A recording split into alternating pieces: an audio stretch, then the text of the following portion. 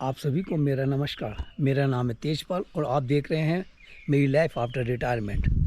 आज मैं भवाली से 14 किलोमीटर दूर मल्ला रामगढ़ आया हूं। ये बहुत ही खूबसूरत जगह है। आइए आप भी मेरे साथ मल्ला रामगढ़ घूमें।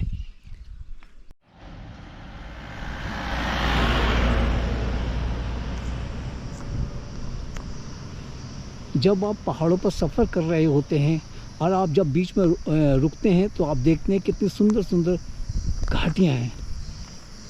चारों तरफ पहाड़ ही पहाड़ है और उन पर लगे हुए बड़े बड़े पेड़ होते हैं। कितना सुंदर दृश्य दिखाई देता है। मन करता है सब देखते ही रहें, देखते ही रहें, देखते ही रहें।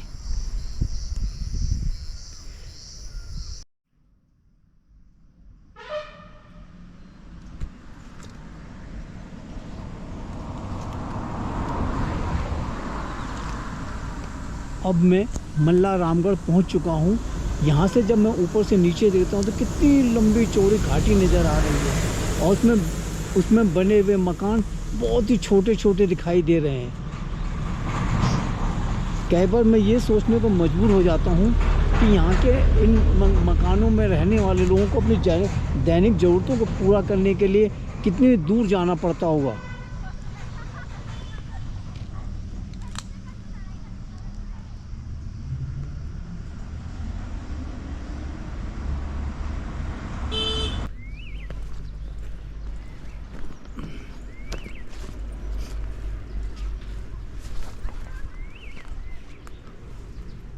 कितनी सुंदर घाटी है। वो जो आप सामने देख रहे हैं वो पहाड़ के ऊपर से जो सारा प्लेन से खेत हैं।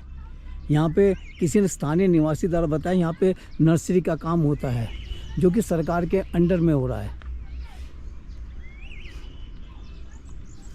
ये जो रास्ता सामने जा रहा है ये जा रहा है तल्ला रामगढ़ की तरफ। यही रास्ता आगे जाकर मुक्तेश्वर की तरफ चला जाता है। आइए और नीचे चलते हैं। यहाँ में फ़िलहाल अभी मेरे को कोई निवासी रहता हुआ नज़र नहीं आ रहा है।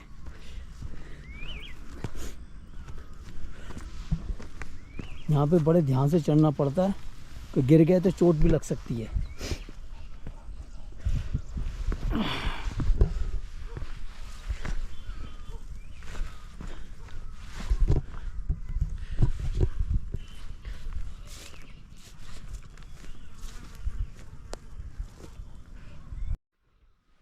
मैं वहाँ से चलते हुए आया हूँ और ऐसी रास्ते से यहाँ तक पहुँचा।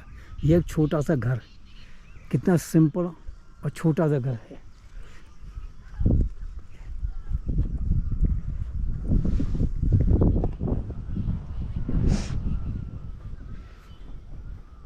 नीचे से ऊपर से जब नीचे की तरफ कितने छोटे छोटे मकान जो कितने छोटे नज़र आते हैं। ये बहुत ही एक तरह से बहुत ही गहरी घाटी है। अब मैं इस टाइम निचाई की तरफ जा रहा हूँ। ये एक मकान है। अब मैं मेन सड़क से काफ़ी नीचे आ चुका हूँ। यहाँ से ये समझ में नहीं आ रहा कि इस रास्ते से जाऊँ कि इस रास्ते से जाऊँ।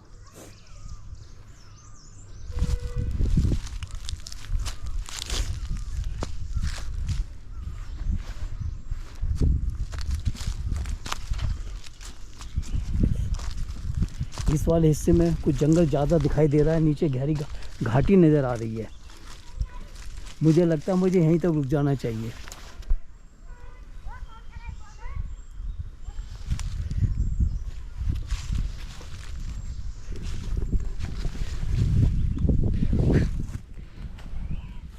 मज़ा आ गया यहाँ पे आके। डर तो बहुत लग रहा है लेकिन जो उसके बाद जो आनंद प्राप्त होता है उसकी कोई सीमा नहीं होती। बहुत ही अच्छा लग रहा है मुझे। अब मैं इधर वाले रास्ते पे चलता हूँ। बहुत ही फिसलन बड़ा रास्ता है, बड़े संभल के चलना पड़ता है। बहुत ही छोटी पगडंडी है। इधर देखोगे बारिशों में तो चलना लगता है बहुत ही मुश्किल हो जाता होगा।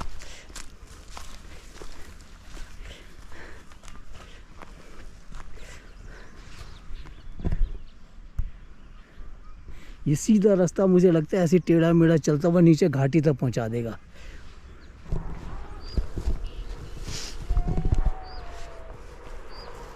जैसे ऐसी जगह जाओ तो कम से कम 2 जने होने बहुत ही ज़रूरी होते हैं।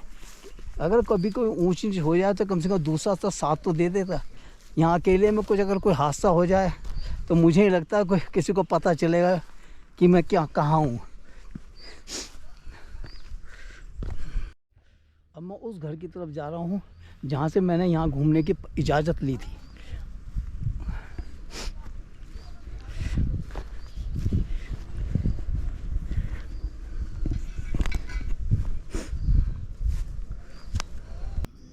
पानी तो खैर हमारे पास ऊपर जंगल में वो है, जंगल से निकलता है झरना छोटा सा है, तो वहाँ पर एक छोटा सा हमने वो चिम्बर बना रखा है, उसे पाइप द्वारा यहीं पर मुँह के आगे लाए हुए हैं हम। अच्छा, ये घर के आगे। वो कितनी दूर है यहाँ से? यहाँ से करीब आधा पौना किलोमीटर के लगभग होगा। पौना किलोमीटर? हाँ जी, हाँ। तो इतना बड़ा पाइप? नहीं, पाइप आधा इंच का पाइप वहाँ तक गया हुआ है? हाँ जी हाँ, वो भी प्लास्टिक वाला। अच्छा, रबर पाइप। अच्छा।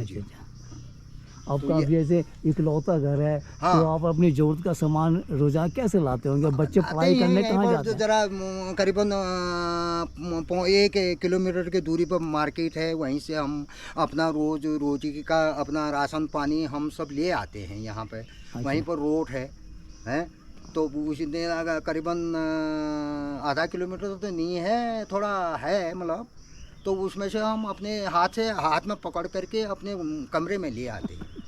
नहीं, आपको जैसे इकलौता घर है आपका, यहाँ से मैंने देखा है, तो आपको कुछ जैसे हम जैसा आदमी तो देखेगा यार अकेला घर, कुछ अजीब सा नहीं लगता आपको? नहीं, वो तो हैबिट हो जाता है। अब यहाँ पहाड़ों में ऐसे ही होता है, एक घर वहाँ है, एक वहाँ है, एक वहाँ है, कोई घर रोड के नीचे होते हैं, कोई रोड के ऊपर होते हैं, ऐसा कुछ नहीं है। दूर गाँव में मतलब गाँव में ऐसे ही होता है। अच्छा। जी हाँ।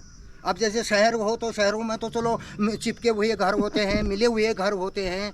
अब यहाँ तो दूर ही वो हुआ, अपनी खेती बाड़ी करते हैं लोग बाग, किसी का 10 नाली, किसी का 15 नाली, किसी का 20 नाली, किसी का 50 नाली, अपना खेतियों में अपना ये घर के नज़दीक जो भी होते हैं खेती बाड़ी अपना वहीं कर लेते हैं वो। अच्छा, ऐसा कुछ नहीं है।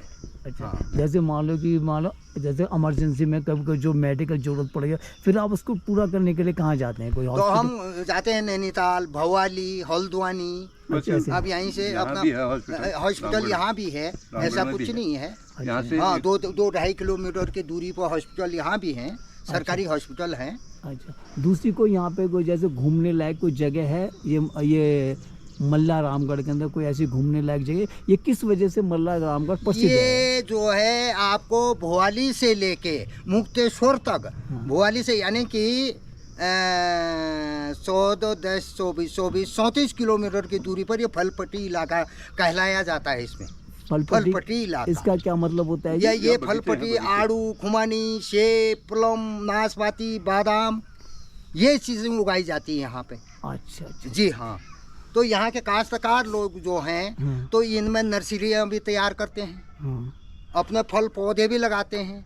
तो हर चीज़ का यहाँ पर जो इस समय अब सीज़न चला हुआ है, आड़ू का सीज़न चलता है यहाँ। अच्छा। पूरा। तो उसके बाद सेव का आड़ू खत्म हो जाएगा, उसके बाद सेव का सीज़न चलेगा। ये जो सामान जो पैदावार यहाँ पे जो होती है, इसको यहाँ पे कहाँ बेचने ले जाते हैं? तो ये हल्द्वानी मंडी में जाता है सर। हल्द्वानी जाता है, हल्द्वानी जाता है, मुंबई भी जाता है। हाँ, ये सीधे हल्द्वानी मंडी है। अच्छा। तो हल्द्वानी से उसके बाद यहाँ से काश्तकार लोग जो हैं सो हल्द्वानी को भेजते हैं मंडी में। अच्छा। उसके बाद ये लोग दिल्ली भेजें, बम्बई भेजें, कलकत्ता भेजें, वो मंडी वालों का वो है। दूसरी बात एक बार वो जैसे अभी आपने बताया, आप जो यहाँ पे जो भी पैदावार होती है आप हल्द्वानी मंडी में भेज देते हैं। हाँ। वहाँ पे जो आपको पेमेंट मिलती है वो उसी टाइम आपको नगद दे देते हैं कि या आपके अकाउंट में ट्रांसफर करते हैं? ये अकाउंट में ट्रांसफर भी हो जाता है और वो भी भेज देते हैं। ये वो नगद भी भेज देते हैं, नगद भी दे देते हैं। उसी टाइम देते हैं कि बाद में देते हैं? वो आपकी हमारी इच्छा है वो। तो हम ऐसा कुछ नहीं। जैसे 1 महीने हमारा काम चला, अच्छा, तो हम 1 महीने बाद अगर पूरा अपना लाना चाहें पैसा तो लास्ट में भी ला सकते हैं, और अकाउंट में डालना चाहें तो अकाउंट में डाल देते हैं वहीं से। अच्छा। नहीं तो ऐसी कोई परेशानी नहीं, कोई चेक भी काट देते हैं। और ज़्यादातर माल हम यहाँ से बम्बई भी भेजते हैं डायरेक्ट। अच्छा। और जो है बम्बई जाता है। ये तो वहाँ से भी हमारे अकाउंट में ही पैसा आता है। अच्छा अच्छा। अब तो अकाउंट का सिस्टम चल गया ना, पहले तो ये वो भेज देते उसमें, अब तो ये अकाउंट का सिस्टम चल गया है। चलो बढ़िया। हाँ, पानी ऐसा है, ऊपर बीच जंगल है, जंगल बीच में। अच्छा, वो जो सामने जंगल नजर आ रहा है। जी हाँ हाँ, वो अच्छा। जंगल है वो वहाँ। अच्छा अच्छा अच्छा। जी हाँ, तो वहाँ पर एक छोटे से वहीं पर से निकलता है, ये छोटा सा वो है गुफा जैसा। हाँ हाँ। तो वहाँ पर से निकलता है, तो वहीं पर हमने क्या करके छोटी सी वो टंकी जैसी बना रखे, चेम्बर ऐसी। उसको यहाँ की भाषा में क्या कहा जाता है? चेम्बर। चैम्बर का हाँ है। जी हाँ, यहाँ की भाषा में चेम्बर बोला था, उसे टंकी भी कहते हैं यहाँ। अच्छा। हाँ, तो वहाँ से आया है वो है। तो हमने ये आधा ये इंच का पाइप लगाया हुआ है वहाँ से, करीबन ये पौना किलोमीटर के दूरी पर है ये। पौना किलोमीटर हाँ पर जी है। हाँ, यहाँ से लगाइए आप ऊपर को, पौना किलोमीटर की दूरी पर। अच्छा अच्छा। जी। ये पानी की क्वालिटी बहुत अच्छी है। अच्छी है, वहीं पर से निकलता है। यहाँ ये बांस का जंगल है, पूरा का शुद्ध पानी वो आई है, ठंडे से ठंडा पानी।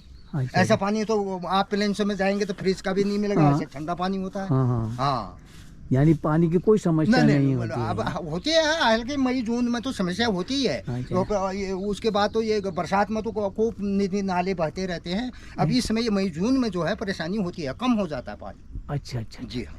हाँ, चलो। और झरने जो भी सूख जाते हैं, पानी कम हो जाता है। अच्छा, यानी वैसे कोई पानी की समस्या नहीं होती। नहीं, नहीं। सिर्फ ये मई और जून के महीने में हाँ, थोड़ी बहुत परेशानी होती है। थोड़ी बहुत परेशानी हो जाती है, ये है। अब जैसे हम कोई मतलब आलू लगाई, मटर लगाई, कोई साग से भाजी लगाई, तो उनके लिए पानी घड़ा पीने के लिए तो पर्याप्त मात्रा में मिल जाता है। पर लेकिन हम सिंचाई नहीं कर पाते हैं इस पानी से। हाँ, कि पानी की सप्लाई थोड़ी हो पाती है। हाँ, सिंचाई नहीं कर पाते हैं किसी चीज़ मतलब साग भाजी सब्जी में, सब वो नहीं कर पाते हैं हम। अच्छा। पीने के लिए पर्याप्त मात्रा में मिल जाता है। धन्यवाद आपका ये।